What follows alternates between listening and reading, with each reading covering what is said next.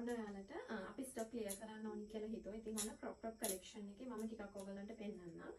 මේකේ ඔන්න මෙන්න මේ crop top design එක තියෙනවා අපි ගාව ගන්න. මේක ගන්න පුළුවන්. මෙන්න මේ collar add කරපු crop top design එක. ඊට පස්සේ මෙන්න මේ colors වලින් මෙන්න මේ කොටු කර දාපු round කර දාපු design වලින් ගන්න පුළුවන්.